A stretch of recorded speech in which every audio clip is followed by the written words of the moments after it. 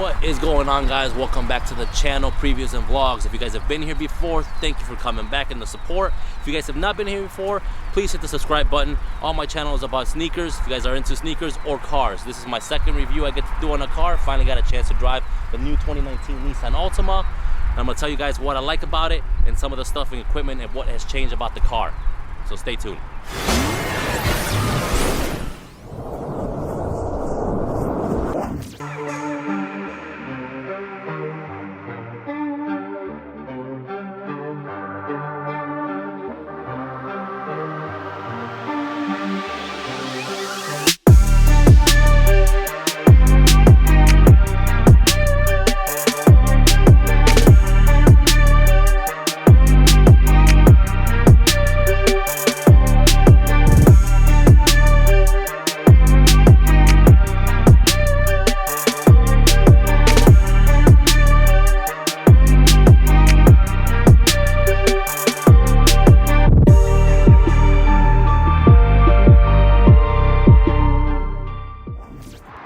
So here's a 2019 Nissan Altima. Nissan did a really good job with this car. From the front end all the way to the back end, the car looks a lot sportier, a lot more aggressive, kind of looking to compete with the Toyotas and the Hondas, the way they look sporty and everything out there. They did an awesome job. Now, the car still comes with different models you could get, starting from the S, going to the SR, SV, SL, Platinum, and Edition 1. Pricing on these cars starts off at about $24,000, ends up at about $35,700, with the one that we're going to be looking at today starting at about $27,955 with some really good options. Now we're going to go up to the front end and we're going to actually start to see what actually changes Nissan made with these cars. Now back to the front end, the styling of this car is actually very, very nice. You could actually see here from the front end grille how it just slopes all the way down with that V motion, pretty much grille that Nissan has. They bring all the way down to the bottom. They stretch that all the way out. The headlights on this one are actually LED headlights with the turn signal in there. No fog lights in this particular version here. You can get a fog light on the Platinum Edition. And on the grille itself here, you got the Nissan emblem. Now this is an actual sensor. It's for your crash zone. The proximity sensor is behind this Nissan emblem here. But again, the car looks beautiful on the front end of the car. So now we're gonna go ahead and pop the hood here and take a look at what's inside. Powertrain wise in this car, you do have on this particular one a 2.5 liter direct injection that puts out about 188 horsepower with 93 octane. All models do come with the CVT transmission. You can upgrade the engine to a 2.0 liter turbo. They did do away with the 3.5 liter that used to put out 270 horsepower, so that you cannot find a 6-cylinder in this car anymore. So what you have now is a 2.0 liter turbo engine, which puts out about 248 horsepower with 93 octane, 236 if you use regular gas. Now all models do still come standard with that CVT transmission, and you can get every single one of these models starting from the S all the way to the Platinum and Edition 1 in an all-wheel drive. Actually, now you cannot get both the turbo and the all-wheel drive. Unfortunately, Nissan has not done that yet, so it's either the all-wheel drive or the turbo or just a regular 2.5. As far as your wheel options go, you have three different type of wheel options with three different type of sizes. All tires are all season tires. A 16-inch wheel comes standard with the S model. The 17-inch wheel you get in the SL and SV model, with the 19-inch wheels being on the SR and Platinum and even Edition 1. Now, of course, the Edition 1 has a specific wheel for its own. It is a grayed out wheel, not this particular one. Now, if you do go with the 19-inch wheel, your tire size, of course, will be a 235/40/19, which is a low profile tire, which means you have to be careful with those potholes out there. As we move along to the side of the car here, we got the door handles that are the same color as the car in this version. This one does have, of course, the keyless entry. As long as you have that I key with you, you can unlock the door, push the button to lock the door up again.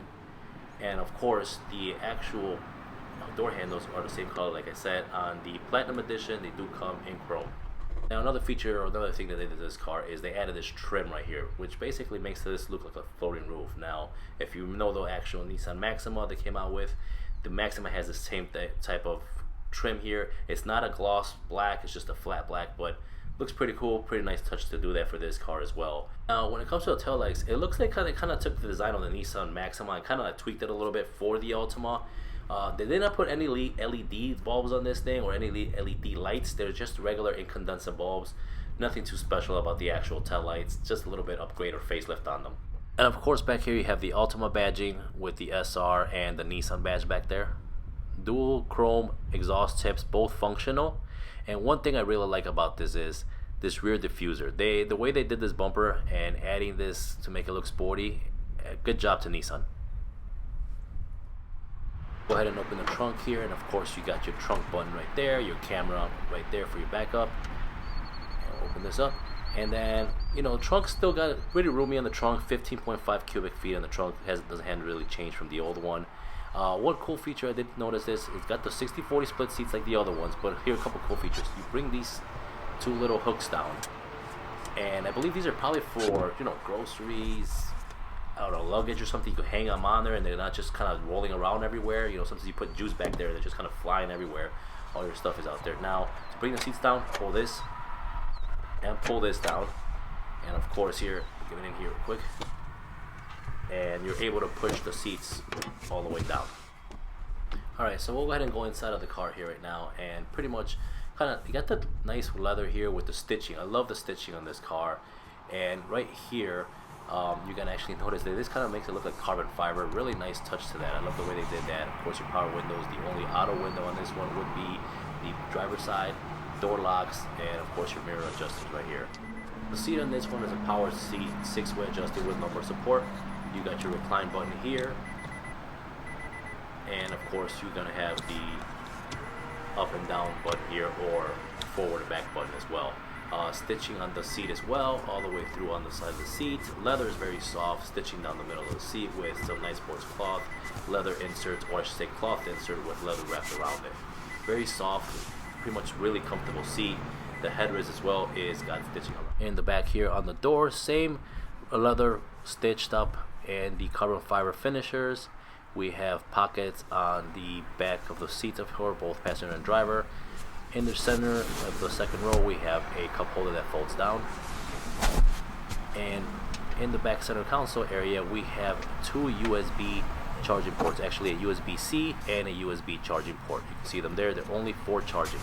Now sitting back here, I still have a lot of leg room. I'm about 5'10".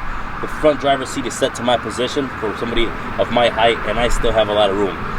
Nissan has this rated at about 35.2 inches in leg space and leg room back here, so it's pretty roomy. You're not cramped up back here. Even if I sat behind this one that my son was leaning back on, I still have some room. My knees are hitting this because this one's all the way back, but I'm still comfortable if I let my knees rest or my legs rest like this. As for safety, you got the standard side collision airbags on the passenger seats in the back row, your curtain airbags that run up the side of the vehicle, airbags on each one of the seats, again side impact airbags, and in this car it has a leg airbags for your actual legs or knees, which is underneath the dash of the car. Can't see it there of course, but then you got your driver's side and your passenger side airbag as well. Now of course your steering wheel is all redesigned. We have of course all new buttons, leather wrapped, nice trim, makes it look more sportier of course. And of course you got all the stitching that goes all the way around. Now this is the same stitching that's on the rest of the car, on your seats and everything else, and this wraps all the way through the steering wheel. In the center display there you have a 5-inch LCD screen which shows you all the information that you can think of. Pretty much you got your vehicle settings, your home, fuel economy, tire pressure readings, radio stations, and your safety shield information. All your settings are here. You can scroll through this, your driver information, you can set your clock, reset your maintenance lights, and check all your vehicle settings on here. Go back to the safety shield, go back to the menu here now, and again here's where all your tire pressures would be at, and this is your trip. And to reset everything, just press and hold the reset button, which is the enter button or the OK button. Back to the home menu. Now here's your course to select your radio tracks, your cruise control, your to answer the phone and voice controls, and your ProPilot Assist button if you had a ProPilot Assist in this car, if you upgraded. This car comes equipped with paddle shifters, and I believe this is the only version that it has the paddle shifters, and you could only get it in this version. The center display or the center radio is completely changed. You have a 7-inch display, touchscreen, Go to the menu, of course. You can scroll kind of like an iPad, swipe back and forth. That is all fully customizable. You click on here, of course you find your customization part right there. And you can of course check your radio sources, check all your displays, and just customize this thing however you want to set. Now to customize this, let me just show you real quick how this works. Pretty much we're going to go through here, scroll through here, you're going to hit display right there. This will show you what you have on right now, settings, customize home menu, and you have all your widgets of how you want everything set. You go to your shortcuts, and you got 3 different pages you can set actually of different applications you can put on each different page. In your shortcuts, you can grab one of those shortcuts by just pushing on it and setting it anywhere. So you hold it on and you scroll anywhere through each one of the menus or wherever you want to put it into. You go back to your widgets, and this will show you your phone widget, of course. You have your audio widget, your clock, and this pretty much, those widgets are the ones that when you go to your home screen, shows you in your center display. So if you have your audio, they'll show you the actual stations that are on there. When you're going back through audio here, you have your Bluetooth, your Sirius XM, AM, FM, or USB if you have one connected. You could push this button and select auto for your dimming or night or however you want to have it set. This here selects your bass, your treble, and all your pretty much audio settings. Just by pushing that button and then scrolling, of course, left, right, whichever way you want to do that. Of course, you got your bottom vents here, and then you got your one side vents over there. Very nicely done. Again, your other vent is over here on this side. Your trunk button right there to open the trunk, and then on the side here you got something to reset. Of course, your trip or your your brightness button is on this side, as well as your trip reset is also on that side to reset the trip on here. Now here, when you turn on this knob, you can actually see in your center display. This is pretty cool. To turn on the lights right in the center there, it'll show you what position your lights are on, off, automatic. And this is something that you don't have to keep looking at, especially when you're doing it on your wipers. If you go to your wipers and you're always kind of trying to see which setting you're in, it'll show you on your display right here. So you can select the wipers to intermittent and then set your level of how fast you want the wipers to go. And you can scroll through this, of course, off, intermittent, half speed, or full speed, and completely all the way through. And that's where you're set. You can actually see everything right there instead of looking at the actual lever of what you're moving. And again, the button has actually been moved to start the car from there down to the center console right by the shifter. And if the shifter also has your leather wrapped steering wheel, same thing with the carbon fiber look and the actual cup holder, which is a pretty nice touch on there.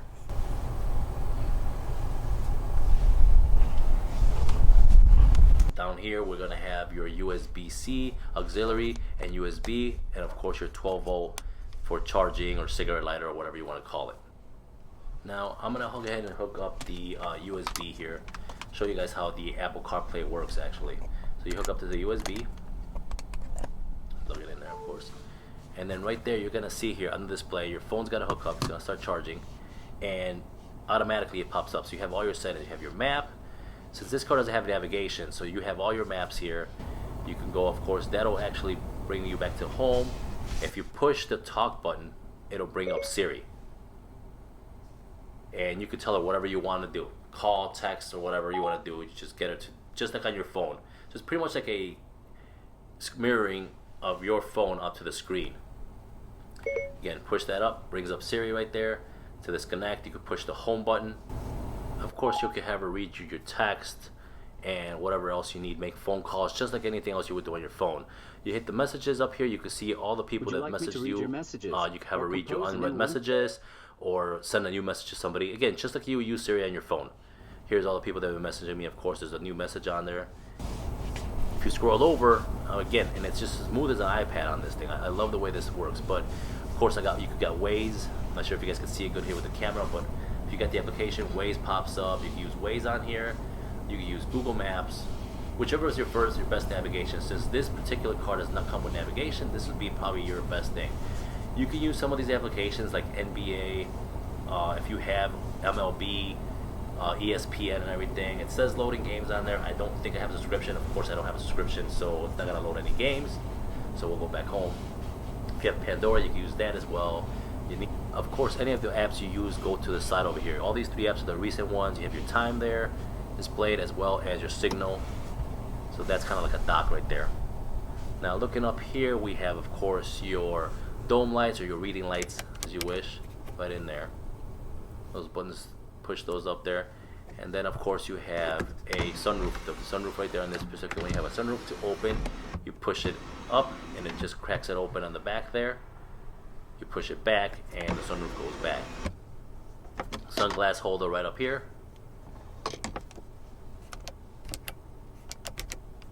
Of course, turn the lights off there.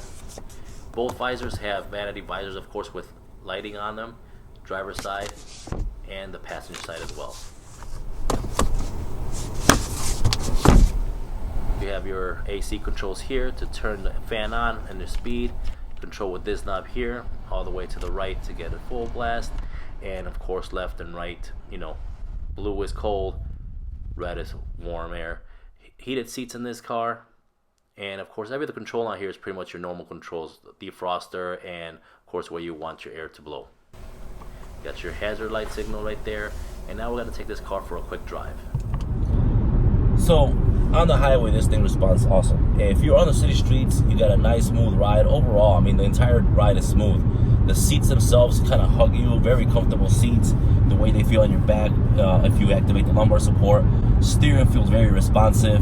Throttle as well, very responsive. For being a 4-cylinder, you don't expect this much power, or actually this much get up and go from a car. But this car, if you punch the gas down, this car responds very easily and very quickly. There's no delay in the response. Very easy to pass somebody up. And as the faster you go, of course, with the adaptive steering, it actually kind of adapts to the speed and the steering tightens up. So it's not swaying all over the place. Very, very responsive steering in any condition you're in. So overall, Nissan did a great job with this car. Very comfortable ride, either if you're in the highway or the city. Very responsive throttle, very responsive steering as well. And even with the sports suspension, like I said, very smooth riding. Alright guys, so there you go. That's the quick look at the 2019 Nissan Altima, some of the features and what features you can actually get with the model, the SR, or if you upgrade or keep it at a lower model with the S or the SV model. So there's different features, different options on each car. If you guys like the car, go ahead and take a look at it. Stop by your Nissan dealer and take a look at the car, take a test drive on the car. It's a very nice car. Very good at gas mileage as well. So I'll see you guys next time. Hope you liked the video. Hit the like button. Don't forget to subscribe. Take care. Peace.